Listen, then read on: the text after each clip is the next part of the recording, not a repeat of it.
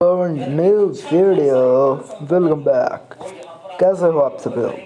पीछे के बात को ध्यान मत दो, और भी लोग रिकॉर्ड कर रहे हैं। ओके, तो आज हम लोग पढ़ने वाले हैं अपना चैप्टर नंबर 1, यूरोप में राष्ट्रवाद का उदय।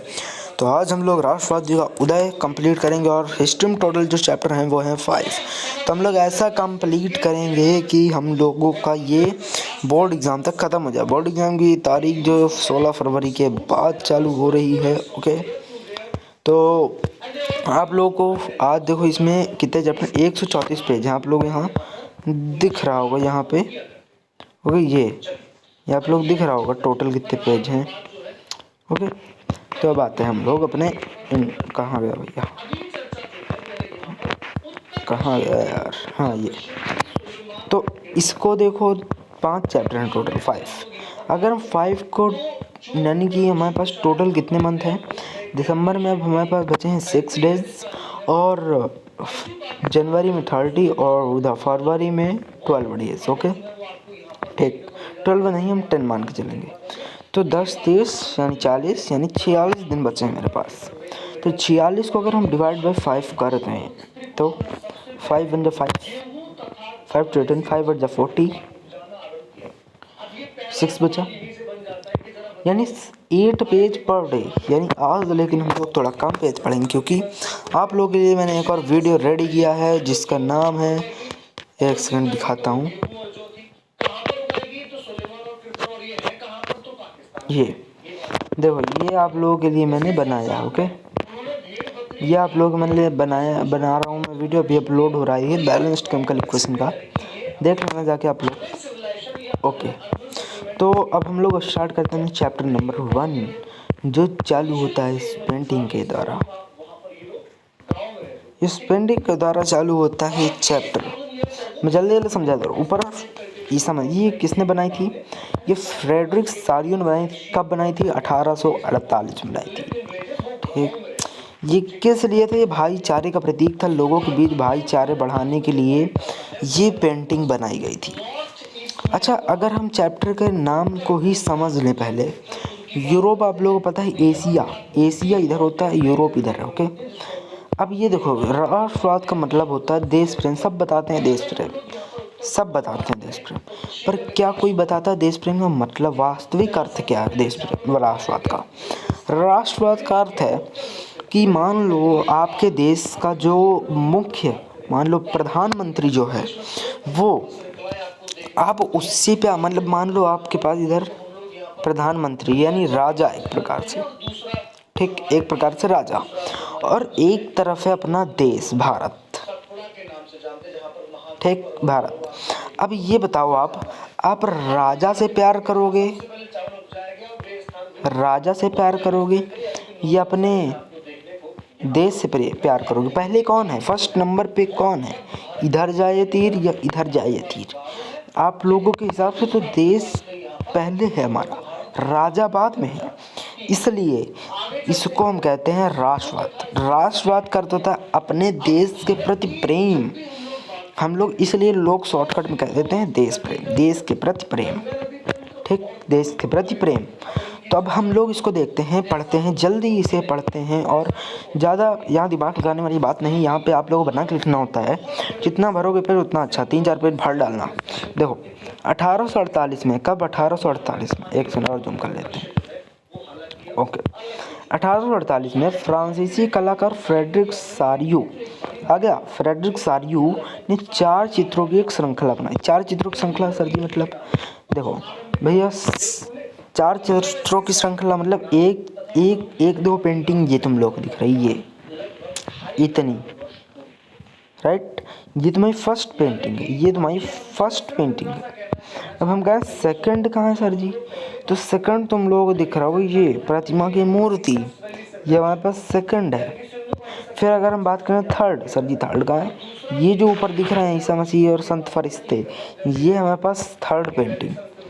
और फिर कहोगे तुम लोग कि फोर्थ कहाँ है सर जी?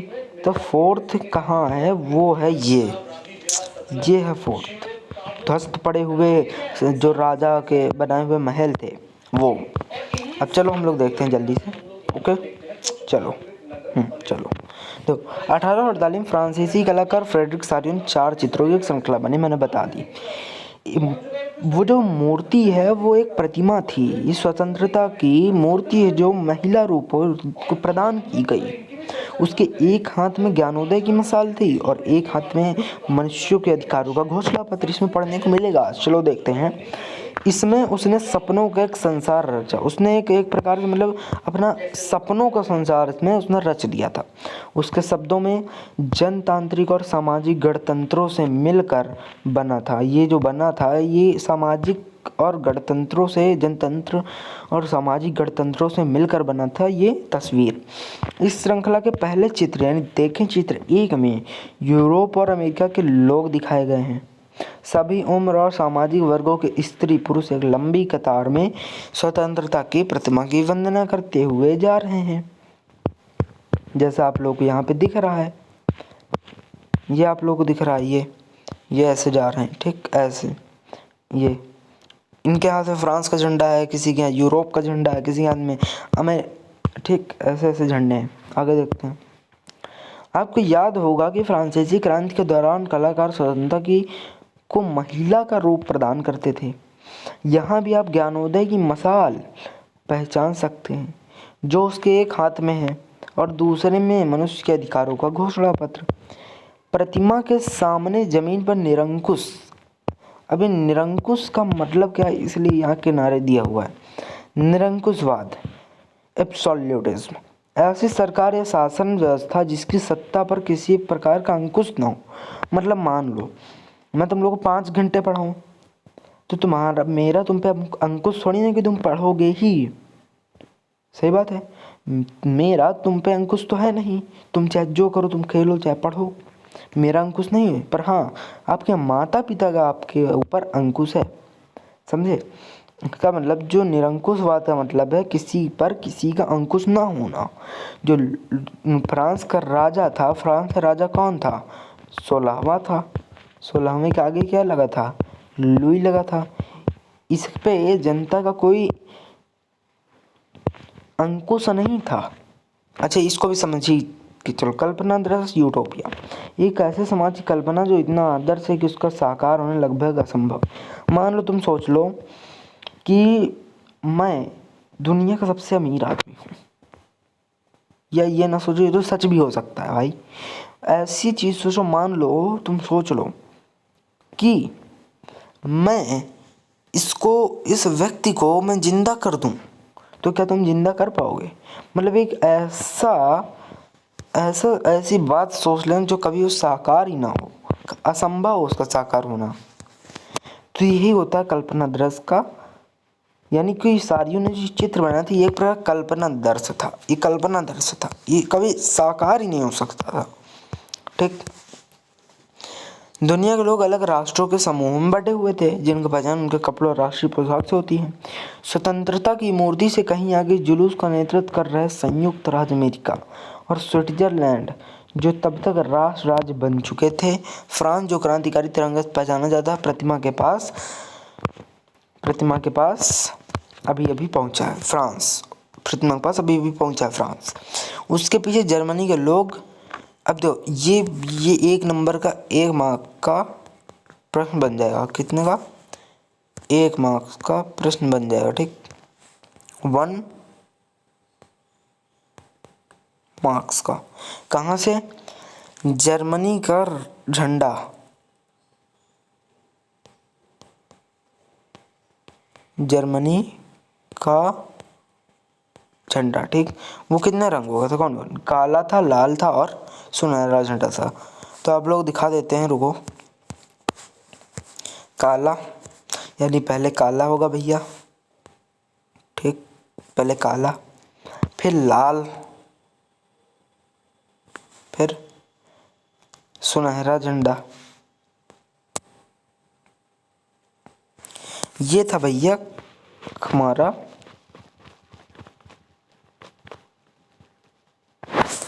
झंडे का रंग। हमारे झंडे का नहीं, मतलब फ्रांस के झंडे का। ये था फ्रांस के झंडे का रंग।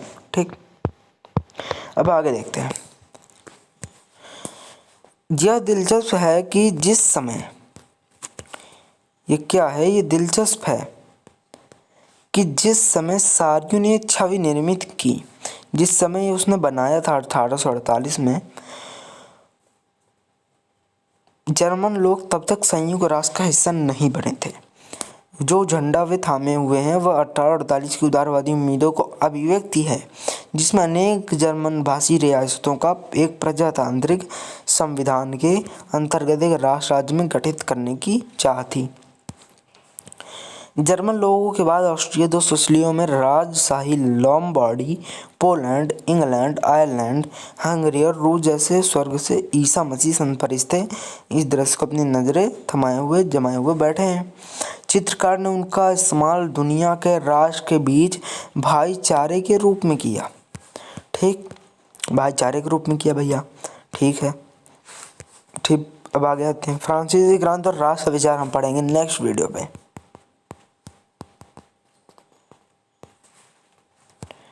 याद रखना, मैंने यहाँ तक अभी, क्योंकि ये नया वीडियो है, आप लोग देखोगे कि नहीं देखोगे आप लोग के डिमांड पे हम नेक्स्ट वीडियो बनाएंगे। अभी तक यहाँ तक पढ़ा है, नेक्स्ट वीडियो में हम लोग यहाँ से लेकर यहाँ तक ख़त्म करेंगे। ओके, पेज नंबर 19 तक ख़त्म करेंगे। ओके, तब तक के लिए बाय, मिलता है हमने नेक्स्ट वीडियो पे। Thank you, good bye.